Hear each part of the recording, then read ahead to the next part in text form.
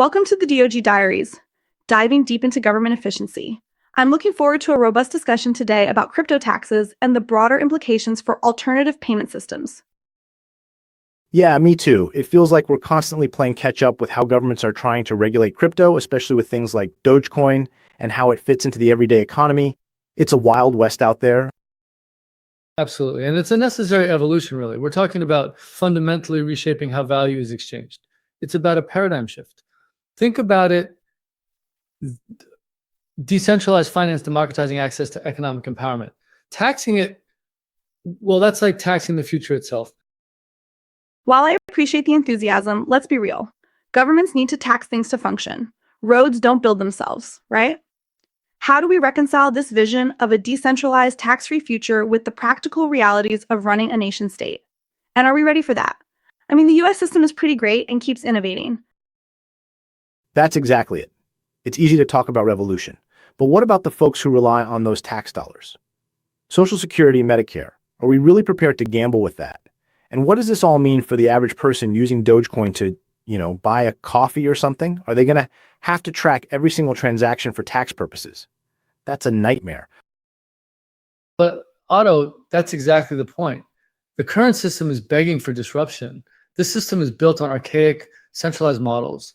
Digitalizing government pensions, as DOGE was trying to do, that shows potential, even if the path wasn't perfect. Think of the savings, and those savings could be reinvested in anything: healthcare, education, things that truly uplift society. Digitalizing pensions is great, in theory, but it's not a silver bullet. We need to consider the digital divide. Not everyone has access to reliable internet or the tech savviness to navigate a complex online system. Are we really improving things if we're leaving people behind? Exactly. I saw something about that DOGE targeting a salt mine for retirement processing. Seems like a massive waste of taxpayer money that could be better spent on improving the lives of everyday people. And then there's the concern about older people having to deal with retirement applications online. It could result in people not being able to retire due to bureaucratic inefficiency. It benefits the tech savvy over the average person, and that isn't fair. But that's a growing pain, Otto, a temporary hurdle. The long-term benefits of streamlining the process, reducing overhead, are undeniable. And consider the possibilities. Imagine a future where AI handles all the bureaucratic minutiae, freeing up humans to focus on, well, anything. Creative endeavors, community building, a truly utopian society. Utopian societies are great in theory, but history teaches us that they rarely work in practice. And AI isn't some magic wand. It's only as good as the data it's trained on, which means it can perpetuate existing biases and inequalities. We need to be cautious about blindly embracing these technologies without considering the potential downsides. And let's talk about these savings that are always promised. I read something about DOG's savings projections not being accurate. If that's the case, how can we be sure other government initiatives are effective? Are they inflating the numbers to make themselves look good? The public's trust is already low. This kind of thing only makes it worse. Performance art that costs taxpayers billions of dollars. I'm not buying it. We need to focus on improving transparency and accountability in the budgeting process. More effective methodology to quantify the actual impact of programs in the long run. That's it. It's infuriating that these tariffs seem to prioritize political posturing over the economic well-being of ordinary American workers and families. I read about a Nashville family business facing potential relocation due to Trump tariffs. It's a stark example of how these policies directly impact the everyday lives of ordinary people and small businesses struggling to stay afloat. How many more small businesses are considering moving overseas because of this? See, Otto, that's the old paradigm. This traditional protectionism is holding us back. We need to be thinking globally, embracing open markets, fostering innovation. Tariffs are just bandages on a broken system. We need to build a new system where businesses can thrive without artificial barriers. Open markets are great, but they need to be fair. We can't just let other countries undercut American businesses with unfair labor practices or environmental regulations. There's a balance to be struck between global competitiveness and protecting our own workers and environment. Also, open markets don't negate the need for tax revenue for social programs. So, back to crypto taxes. If the government starts heavily taxing Dogecoin transactions, won't that just drive people to use other, less regulated cryptocurrencies? Or even go back to traditional banking? It seems like it would stifle innovation and push the whole thing underground. Exactly. It's like trying to contain water with a sieve. The very nature of decentralized finance is that it's decentralized. You can't control it. The government is fighting a losing battle. They need to adapt, to embrace the change, to find ways to work with the crypto ecosystem, not against it. Work with it? How? By letting everyone evade taxes? That's not a viable solution. We need clear regulations and consistent enforcement.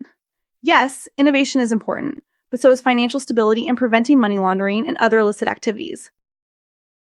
It's like they're trying to fit a square peg into a round hole. The existing tax system just wasn't designed for something like Dogecoin. It's so new, so volatile.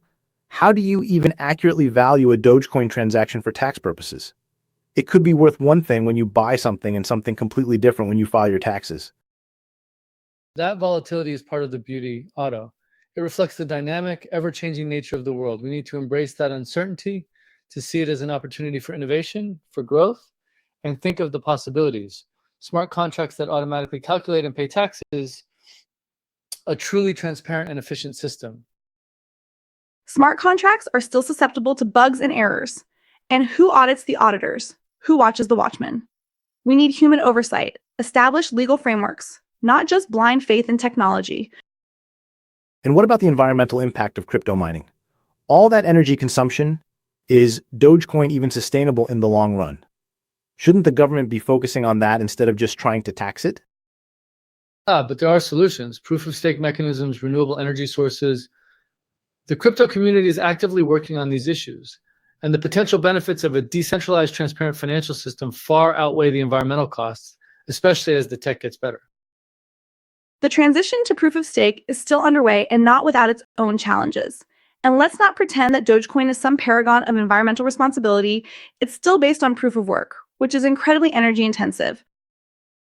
I just worry about the average person getting caught in the crossfire. They see Dogecoin as a fun, easy way to send money to friends or support their favorite creators. They're not thinking about tax implications or environmental footprints. If the government cracks down too hard, they're the ones who are going to suffer. But that suffering is a necessary step towards progress. It's a wake-up call. It forces people to think critically about the existing system, to demand change, to embrace the future. It's all part of the grand plan. I think that's a rather callous way to look at it. We shouldn't be celebrating people's suffering as a necessary step towards some abstract future. We should be working to create a system that is fair, equitable, and sustainable for everyone, not just the tech-savvy elite. Yeah, it feels like there's a real disconnect between the people making these policies and the people who are actually affected by them. They need to listen to the concerns of everyday users, not just the lobbyists and the tech evangelists. But the tech evangelists are the future.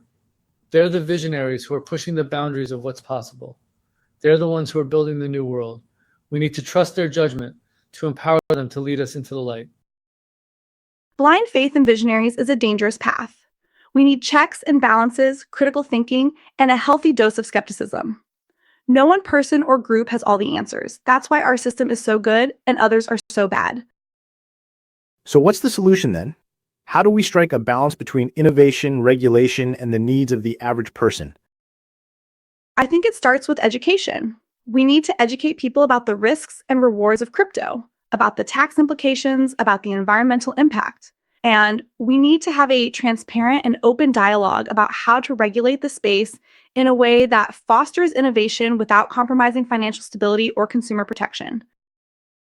Education is good, but it's not enough. We need to fundamentally rethink our entire approach to governance. We need to embrace decentralization, transparency, and community-led decision-making. We need to build a system where everyone has a voice, where everyone is empowered to participate in the creation of the future. Easier said than done. But I agree that the current system isn't working for everyone. We need to find ways to make it more fair, more equitable, and more responsive to the needs of the average person. Maybe Dogecoin and other alternative payment systems can play a role in that, but only if they're properly regulated and used responsibly. And that's the key, isn't it? Responsible use. It's not about tearing down the existing system and starting from scratch.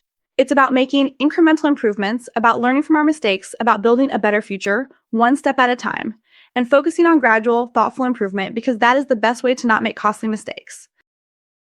Incremental improvements are just band-aids on a fundamentally broken system. We need radical change. We need a revolution. We need something that shakes things up and forces us to confront the status quo. Doge aimed to do that, even with its flaws. I don't know about a revolution. I just want to be able to pay my bills and retire comfortably. And I don't want to see the government wasting taxpayer money on pie in the sky projects that don't actually benefit anyone. Exactly. And that's why we need to hold our elected officials accountable and demand transparency and responsible spending. The current system isn't perfect, but it's the best we've got, and we need to work to improve it, not destroy it. We need to be able to quantify real savings from programs and hold people accountable. But isn't that the definition of insanity, doing the same thing over and over again and expecting different results? We need to try new things, to embrace the unknown, to be willing to fail in order to succeed. That's the real efficiency. Well, I hope we can find a way forward that doesn't involve too much failing. Because the average person is the one who ends up paying the price. Agreed. It's all about finding a balance and remembering who these policies ultimately impact. All right, it was good talking. Hopefully we gave people some to think about. Indeed, onwards to a brighter, more Doge-filled future. That's all the time we have for today. Thanks for tuning into the DOGE Diaries.